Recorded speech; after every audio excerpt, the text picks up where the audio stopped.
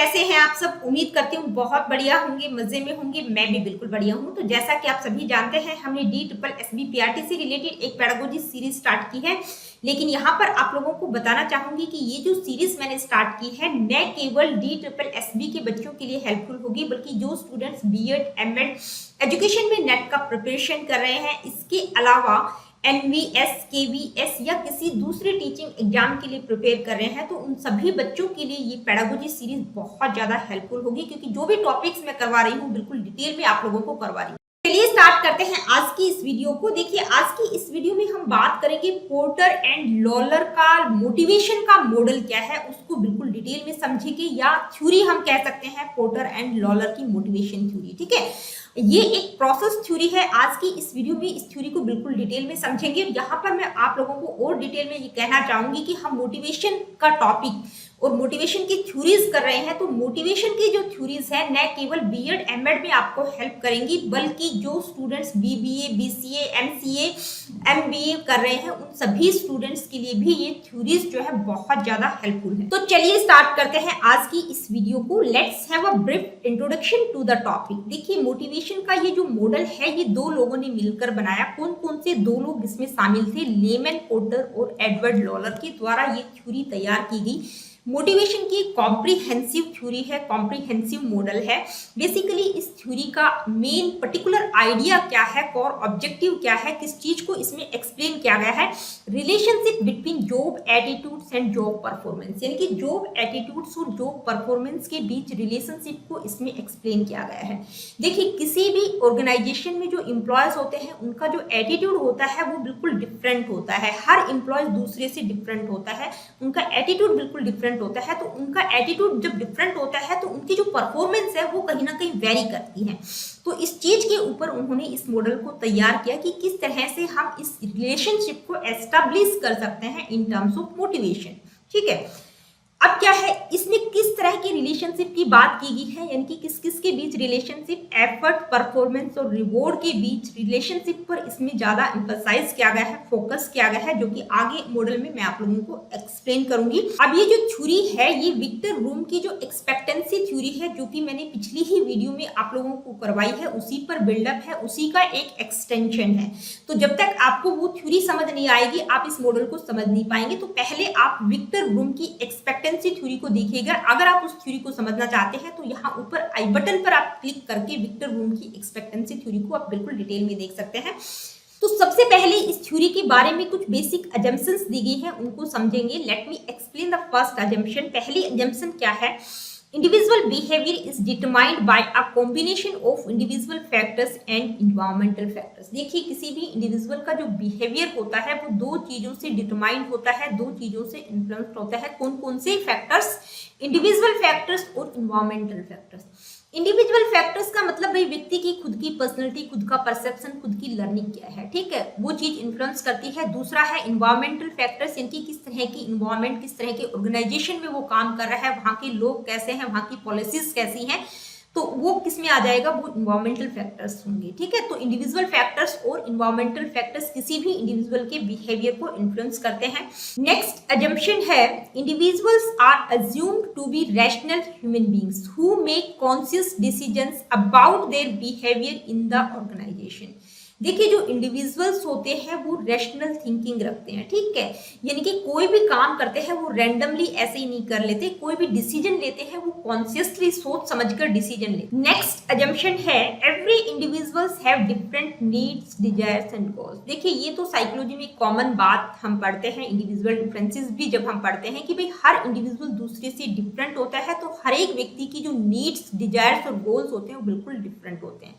Next assumption है, on the basis of their expectations individuals decide about their behavior and this behavior leads to a desired outcome। देखिए, ये assumption क्या कहती है कि भाई व्यक्ति की जो एक्सपेक्टेशंस हैं उसी के अकॉर्डिंग उनको आउटकम्स मिलेंगे। मान लीजिए किसी इंडिविजुअल की एक्सपेक्टेशंस ही बहुत कम है, तो उसी के अकॉर्डिंग वो एफर्ट भी कम करेगा। जब एफर्ट कम करेगा तो उसको जो आउटकम्स आएंगे, आउटकम्स मिलेंगे, वो भी कम ही होंगे।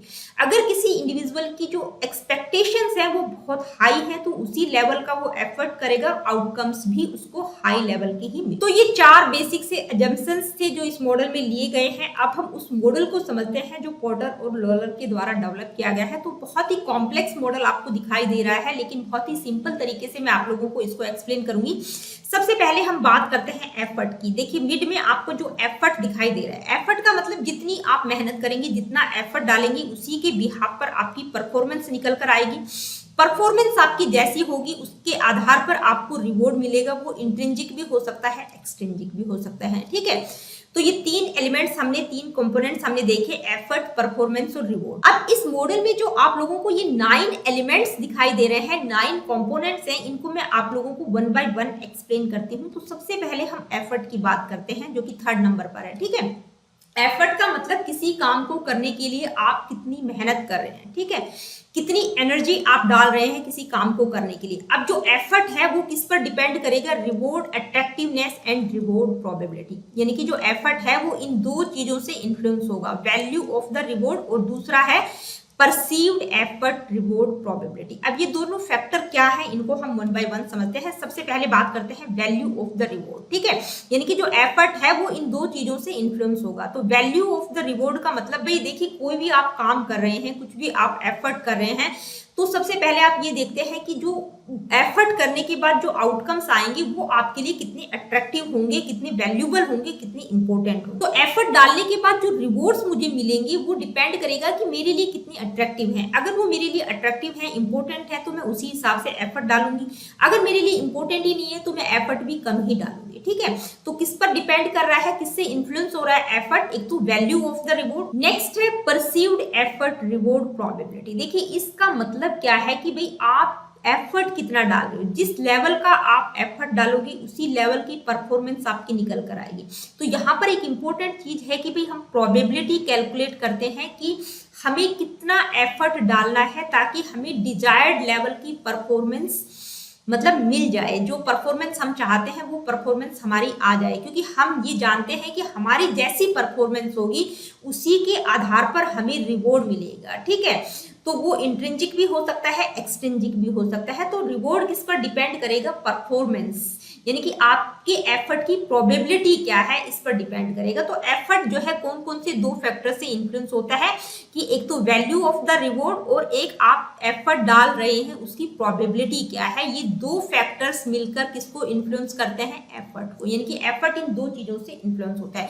अगर हम वैल्यू ऑफ रिवॉर्ड की बात करें तो वैल्यू ऑफ रिवॉर्ड को ब्रूम की एक्सपेक्टेंसी थ्योरी में वैलेंस का नाम दिया गया है। तो देखिए इस मॉडल का जो लेफ्ट वाला पार्ट है, आई होप कि आप लोगों को क्लियर हो गया होगा। अब हम मॉडल के राइट साइड की तरफ चलते हैं, यानी कि जो राइट साइड वाला मॉडल का पार्ट है, राइट साइड में क्या है, रिवॉर्ड की बात की गई है। तो रिवॉर्ड को हम समझेंगे। रिवॉर्ड का मतलब क्या है कि जो भी आप एफर्ट डाल रहे हैं उसके आधार पर आपको कुछ ना कुछ आउटकम मिलेगा। यानी कि एफर्ट डालेंगे, परफॉर्मेंस निकल कर आएगी, आपकी परफॉर्मेंस अच्छी होगी तो आपको रिवॉर्ड मिलेगा, ठीक है। तो रिवॉर्ड 2 तरह का होता है according to this model, extrinsic reward और इंट्रिंसिक रिवॉर्ड। एक्सट्रिंसिक रिवॉर्ड का मतलब एक्सटर्नल रिवॉर्ड, यानी कि किसी भी इंडिविजुअल को बाहर से जो चीज दी जा रही है, बाहर से जो रिवॉर्ड मिल रहा है, यानी कि किसी भी ऑर्गेनाइजेशन की तरफ से उसकी सैलरी अच्छी कर दी गई है, उसको बोनस मिल रहा है, इंसेंटिव्स मिल रहे हैं, कंपनी ने उसको रहने के लिए मकान दे दिया, कोई गाड़ी दे दी, तो ये क्या है, ये एक्सटर्नल रिवॉर्ड है, ठीक है।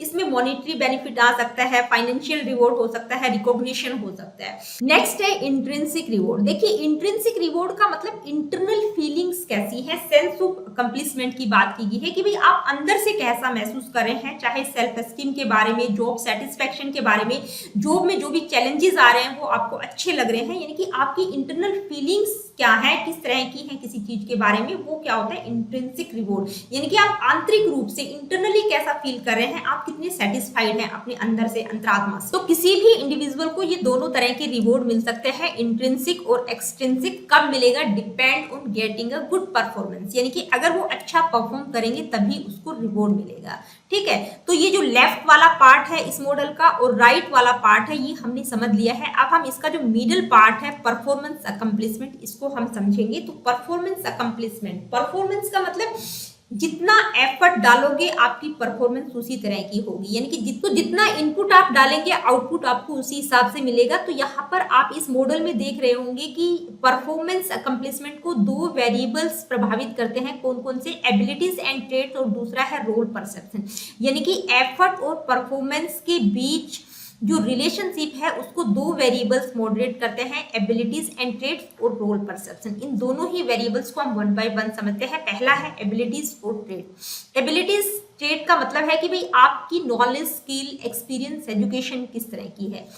किसी भी पर्सन की एबिलिटीज जो होती है बहुत इंपॉर्टेंट होती है। मान लीजिए अगर मैं एफर्ट डालना भी चाहती हूँ लेकिन उस लेवल की इंटेलेक्चुअल एबिलिटीज मेरे अंदर नहीं है, उस तरह की स्किल्स मेरे अंदर नहीं है, तो मैं चाहकर भी उतना एफर्ट नहीं डाल पाऊंगी जितना मैं चाह रही थी। दूसरा है रोल परसेप्शन। रोल परसेप्शन का मतलब देखिए, जब भी आप किसी ऑर्गेनाइजेशन में काम करते हो और आपको लगता है कि आपका जो रोल है वो बहुत ज्यादा ऑर्गेनाइजेशन के लिए इंपॉर्टेंट नहीं है, यानी कि आप बहुत ज्यादा वैल्यूबल नहीं है, आपका रोल इंपॉर्टेंट ही नहीं है, तो आप एफर्ट भी उसी हिसाब से डालेंगे, यानी कि आप ज्यादा एफर्ट डालने की कोशिश नहीं करेंगे। आपको लगेगा कि मेरे रोल की ज्यादा वैल्यू तो है नहीं। दूसरी तरफ अगर ऑर्गेनाइजेशन आपको बहुत ज्यादा वैल्यू देता है, आपका बहुत इंपॉर्टेंट रोल है, मान लीजिए आप एमडी की पोस्ट पर हैं, वाइस प्रेसिडेंट है या किसी कंपनी के सीईओ हैं, तो आपको लगेगा कि मेरा जो पोस्ट है, मेरा जो रोल है वो कंपनी के लिए बहुत ज्यादा वैल्यूबल है, बहुत ज्यादा इंपॉर्टेंट है, तो आप अपने रोल को मेंटेन रखने के लिए क्या करेंगे, उसी लेवल के एफर्ट डालेंगे, अपना मैक्सिमम एफर्ट डालने की कोशिश करेंगे।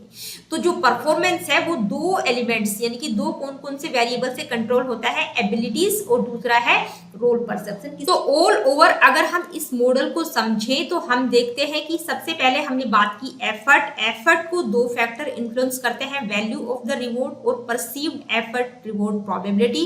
इसके बाद एफर्ट के बाद आता है परफॉर्मेंस, यानी कि जितना एफर्ट डालोगे आपकी परफॉर्मेंस उसी तरह की होगी। परफॉर्मेंस को दो वेरिएबल्स कंट्रोल करते हैं, एबिलिटीज एंड ट्रेड्स, और दूसरा है रोल परसेप्शन। ठीक है, परफॉर्मेंस आपकी जिस तरह की रहेगी उसके आधार पर आपको रिवॉर्ड मिलेगा। रिवॉर्ड दो तरह का होता है, इंट्रिंसिक और एक्सट्रिंसिक। तो ये जो 7 पॉइंट हैं आप लोगों को आई होप क्लियर हो गए होंगे। अब हम बात करेंगे 8 पॉइंट की। 8 पॉइंट क्या है, इक्विटेबल रिवॉर्ड्स, यानी कि परसीव्ड इक्विटेबल रिवॉर्ड्स, यानी कि जो रिवॉर्ड आपको मिला है आप उसको इक्वेट करके देखेंगे कि मैं जो एक्सपेक्ट कर रहा था, अगर आपको अपनी एक्सपेक्टेशंस के अकॉर्डिंग रिवॉर्ड मिला है तो आप क्या फील करेंगे, आप सेटिस्फाइड हो जाएंगे। अगर आप अपने रिवॉर्ड से सेटिस्फाइड नहीं है तो आप डिससेटिस्फैक्शन को फील। तो ये इनका पूरा का पूरा मॉडल है। आई होप सारे के सारे एलिमेंट्स आप लोगों को क्लियर हो गए होंगे। अब हम इस मॉडल की इम्प्लीकेशन के बारे में बात करेंगे। फर्स्ट इम्प्लीकेशन क्या है, assess the abilities and traits of individuals against job requirements prior to placing or posting on job. It helps to place right man on right job at right. देखिए ये theory managers की help कर सकती है। किस तरह से, देखिए अगर कोई भी मैनेजर जो है राइट पर्सन्स को राइट जॉब पर लगाना चाहता है तो सबसे पहले क्या करना पड़ेगा, इंडिविजुअल्स की जो भी एबिलिटीज और ट्रेड्स है उनको असेस करना पड़ेगा, उनको पहचानना पड़ेगा। अगर कोई मैनेजर इस तरह से मतलब रिकॉग्नाइज कर लेता है किसी भी इंडिविजुअल की एबिलिटीज और ट्रेड्स की, तो वो क्या कर सकता है कि भाई किस व्यक्ति के लिए कौन सी जॉब सही रहेगी उसको वो उसी हिसाब से जॉब पर लगा सकता है। Role and responsibilities can easily be explained and associate rewards with performance. देखिए कोई भी मैनेजर जो है अपने इंप्लॉयज को उनकी रोल्स और रिस्पॉन्सिबिलिटीज के बारे में बता सकता है, एक्सप्लेन कर सकता है, साथ ही उनका जो रोल और रिस्पॉन्सिबिलिटीज रहेगा उनको वो रिवॉर्ड और उनकी परफॉर्मेंस से एसोसिएट कर सकता है कि भाई जिस तरह की आपकी परफॉर्मेंस रहेगी उसी तरह का रिवॉर्ड आपको मिलेगा। Next, expected performance level from employees could be defined in advance. देखिए आप जो है एम्प्लॉय से किस तरह का परफॉर्मेंस लेवल एक्सपेक्ट कर रहे हो, ये आप क्लियरली उनको एडवांस में बता सकते हैं कि भाई आपका ये परफॉर्मेंस रहेगा तो इस तरह का रिवॉर्ड आपको मिलेगा। ठीक है, next, once the expected performance level is achieved, rewards must be given to develop motivation among individuals। देखिए अगर expected performance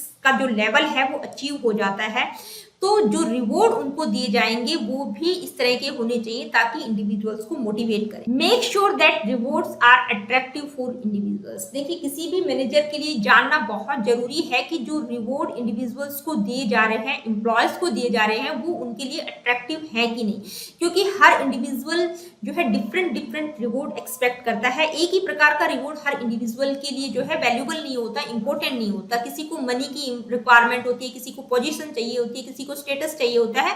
तो हर एक जो इंडिविजुअल होता है उसकी जो रिक्वायरमेंट होती है रिवॉर्ड की वो डिफरेंट होती है। तो ये डिपेंड करता है कि भी आप पहले ही पता लगा लीजिए कि किस तरह का रिवॉर्ड जो है किस तरह के इंडिविजुअल के लिए अट्रैक्टिव होगा। तो दोस्तों ये था पोर्टर और लॉलर का मोटिवेशन मॉडल। आज की इस वीडियो में इस थ्योरी को हमने बिल्कुल डिटेल में समझा। देखिए आप सभी जानते हैं हम प्रोसेस थ्योरीज कर रहे हैं और प्रोसेस थ्योरीज में हमने कर लिया है स्किनर की रिइंफोर्समेंट थ्योरी को, ब्रूम की एक्सपेक्टेंसी थ्योरी और आज हमने डिस्कस किया पोर्टर एंड लॉलर थ्योरी। अगली वीडियो में हम एडम की इक्विटी थ्योरी को बिल्कुल डिटेल में समझेंगे। तो मिलती हूँ आप लोगों से अपनी अगली वीडियो में। Really good, take care of yourself.